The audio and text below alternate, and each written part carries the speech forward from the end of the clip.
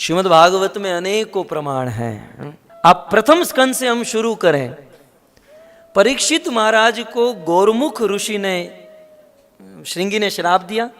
समीक ऋषि उनके पिताजी को पता चला तो समीक ऋषि ने अपने शिष्य गौरमुख को भेजा, जाओ परीक्षित को कहो तुम्हें 7 दिन में मरना है, अभी भी तुम बच सकते हो कुछ उपाय करके। तो गौरमुख जी ने जब कहा कि भाई महाराज दुखी समाचार लेकर आया हूं, 7 दिन में आपको मरना है, मैं आपको सत्य कह रहा हूं कि यदि परीक्षित चाहते तो अपनी मृत्यु से बच सकते थे। परीक्षित के लिए कोई बड़ा काम नहीं था। पूरे संसार के चक्रवर्ती सम्राट, पांडवों के वंशज, अभिमन्यु के पुत्र, परीक्षित के लिए कोई असंभव नहीं था कि उस श्राप को टाल सके, मृत्यु से बच सके।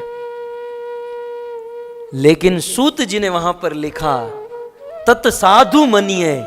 परीक्षित को यह बात बहुत अच्छी लगी कि आज मुझे श्राप मिला, क्योंकि जैसे तैसे भी ये श्राप मेरे जीवन में वैराग्य का कारण हो गया। अलम प्रसक्तस्य विरक्त कारणम, ये श्राप मुझे ऐसे तो वैराग्य नहीं आने वाला था, है ना। कभी कभी हमको कोई रोग हो जाए, कैंसर हो जाए, भगवान करे आपको न हो, लेकिन यदि कुछ ऐसा हो जाता है तो चिंता न करे, परीक्षित की तरह सोचे कि वैसे तो संसार छूटने वाला नहीं था, ईश्वर की बड़ी कृपा हुई कि ये रोग या ये प्रॉब्लम, ये तकलीफ देकर भगवान ने मुझे संसार से वैराग्य करा दिया। जैसे पॉजिटिव ही सोचना है तो फिर परीक्षित की तरह हम सोचें।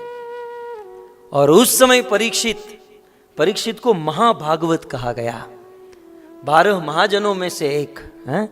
परीक्षित ने क्या निर्णय लिया कि जीवन में केवल 7 दिन बचे हैं, तो सबसे पहला निर्णय, मैं घर पर नहीं रहूंगा।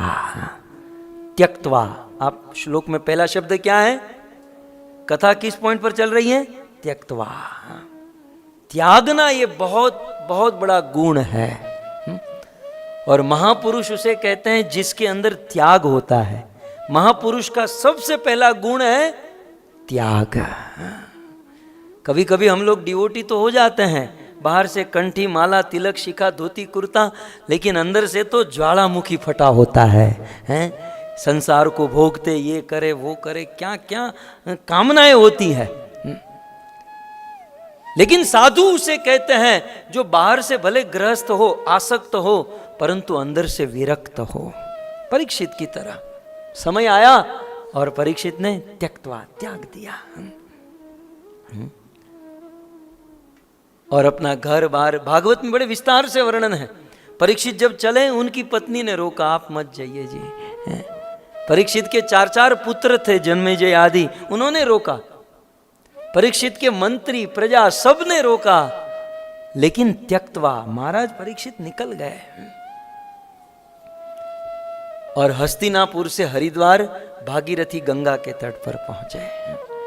बोले मरूंगा तो घर पर नहीं, मैं किसी धाम में जाकर ईश्वर को प्राप्त करके मरूंगा। और आप सब जानते हैं कि गंगा तट पर गए, शुकदेव से मिलन हुआ, 7 दिन कथा सुनी, वो तक्षक आए, उससे पहले तो वैकुंठ प्राप्त कर गए। क्यों, ये सब क्यों हुआ? क्योंकि त्यक्त्वा। यदि घर नहीं त्यागा होता तो न शुकदेव मिलते, न कथा होती, न वैकुंठ मिलता, वही तक्षक नाग के डंक से मारे गए होते, न जाने कहां नरक में सड़ते। लेकिन त्यागने का ये लाभ मिल गया। महाराज परीक्षित का बहुत सुंदर निर्णय, मरना है, मरना भलो विदेश में जहां न अपना